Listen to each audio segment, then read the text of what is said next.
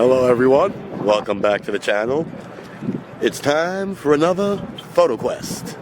Today we're going to do a little sports photography. We're out here at Tampa Bay Downs. I think it's a lovely location. A bit windy today, but we'll do the best we can to keep it down. Sports photography, a little different than the things we've been doing, landscaping and tweaking our control of the camera. Today we're going to work on action. Oh man. Action in photography, real pain in the behind. Hard to keep in focus, hard to get what you want. It's going to be an interesting day. Figured I'd start off with the horse racing because the athletes are in a more controlled environment than, say, contact sports, but still a challenge all in itself anyway. So let's walk around the track, let's see some of the animals, let's get some of the photos started and see what we can capture today. Should be a really interesting video. So let's go. Alright, it's become painfully obvious that my favorite lens, the 35 to 80 millimeter lens, is not going to cut it for today. Going to need my big guns out here. Going to take out the 60, or I think it's 50 to 150 lens that I have. It's really nice. It's a Sigma lens. Great performance, very heavy on the front. So, number one, when you're doing your sports photography, 200 millimeters at minimum. I'm cheating today because I ain't got a 200 millimeter lens, but that's what I would recommend. And get ready for a front heavy day. My Sigma lens weighs a ton, but takes some great pictures. All right, boys and girls, it's time for the first race. Oh, everybody's excited. As you can see, the crowd's coming out, coming down to the rail. Everybody wants to check out what's going on. So do I. Look at these two. They're in love over here. I know, insider trading, we'll see.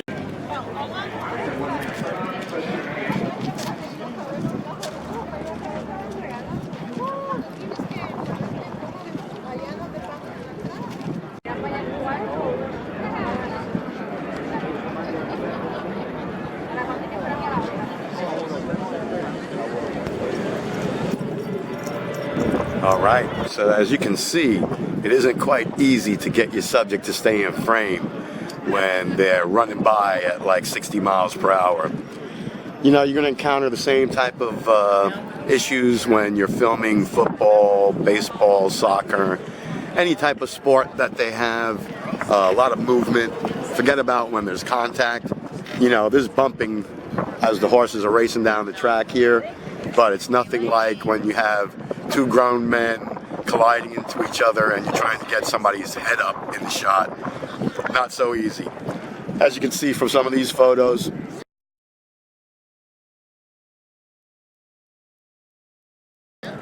just getting a good clean shot is, you know, a trick in itself. I have to say, out of the one or two that I'm showing you here, there's 20 at least that were massive fails. I couldn't even grab an image. So, you know, that's always something to keep in consideration whenever you're filming any type of sports, whether it be contact or auto racing or horse racing. You're going to need to really blanket your shots. You're not going to be able to pick and line up like we did with the long exposures. You're going to really need to cover a lot of territory quickly. So, you know, next sets of shots I'm going to take, I'm actually going to put it on auto. This way we'll see if maybe we can get an even better image.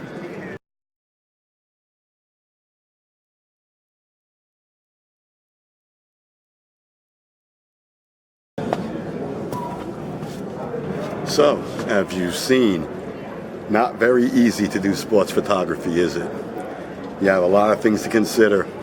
You have all the motion of all the participants. You have all the controversy going on in the background. You have fans that get in your way. You have little children yelling and screaming and knocking over your cameras. Yeah, it's a lot to consider when you come out to do sports photography. This was an easy one.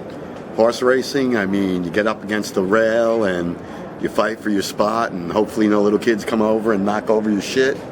Because, as you can imagine, I had a little kid come mess with my stuff. It was not fun. So always try to find yourself a spot that has less children involved in it. You're not always going to have that opportunity, but you can do your best to navigate yourself into a position where that's really not a problem. On top of that, you have the light, which isn't very favorable since you're turning left to right as quickly as possible. And, you know, leaving your camera on multiple shots is definitely better than single shot. You're never going to get the shot you want in a single mode. You'll wind up with a lot of... I'm all tongue-tied today. I don't know what's going on, man. You're not going to wind up with as many blurry shots like this. So it pays to leave it in constant mode or multiple shot or whatever the setting is for your camera. Me personally, can't say I'm a big fan of sports photography. The lenses are heavy, the crowds are annoying. You know, I'm more meticulous. I like to set my shots up and take my time to really deliver the best that you can.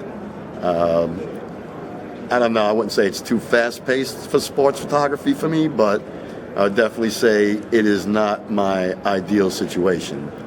I'm beginning to notice that I really like urban street photography, like we showed you in the last one. And of course, like I've said many times in the past, I'm just a beast when it comes to architectural, structural photography. I really have an eye for that. Can see the lines, find the angles. I like that the subjects don't move. And I like that you can come and go for the time that the lighting is best for you. And I don't know, in general, I find it really interesting. I like traveling to the city. So you see, there's a lot going on when you are involved in photography. It's quite the amazing pastime. Now, the advantage to sports photography, simply a lot of money in it. Athletes, teams, family members, all interested in pictures of the person they love or the star that's their favorite. So there's a lot of side money to be made in sports photography. I think that's why so many people are into it. You have a big audience for your work. But again, like I said, it's painstaking, it's exhausting. There's a lot going on, and the competition is fierce. There's a lot of people in sports photography. Same thing with landscape photography. The amount of people that you find in that, just through the roof. Well, I hope you enjoyed today's little outing.